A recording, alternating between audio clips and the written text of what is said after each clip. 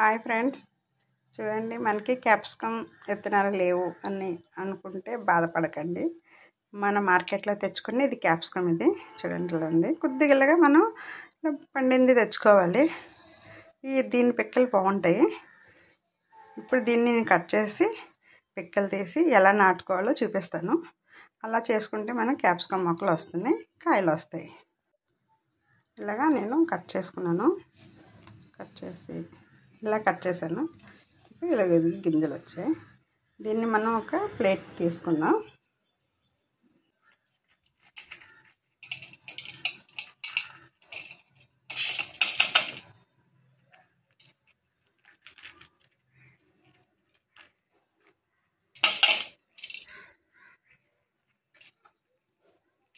ఇలా తీసుకుని దీన్ని మనం నాటుకుందాం.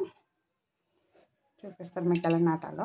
ఇలాగా ఫ్రిడ్జ్ బాక్స్ ఉంది కదండి, ఇది ఒక మొక్క పెట్టుకున్నాను. ఇదొకటి ఇక్కడ కొద్దిగా నారు పోసుకున్న టమాటా, ఇది ఇక్కడ చామంతులు పెట్టాను కొమ్మలు కట్ చేసి.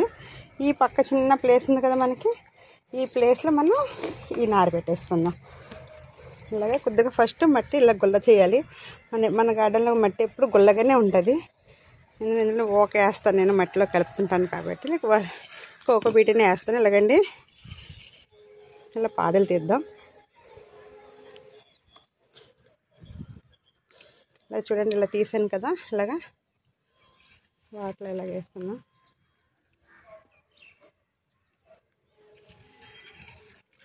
ఒత్తుగానే వేసుకుందాం. ఇలా వేసాను. దీన్ని ఇట్లా ఇలా ఇలా కప్పేద్దాం.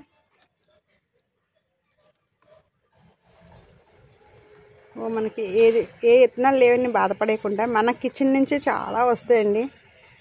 మన కిచెన్లో నుంచి చాలా విత్తనాలు వస్తాయి. ఇప్పుడు కొద్దిగా వాటర్ చిలకరించుకుంటే సరిపోతుంది. కాకపోతే నాకు ఇప్పుడు వర్షం పడుతుంది, అందువల్ల నేను వాటర్ కూడా చిలకరించడం. వర్షం మాకు పడుతుంది బాగానే, అది ఆ వాటర్ సరిపోతుంది. ఇంతేనండి.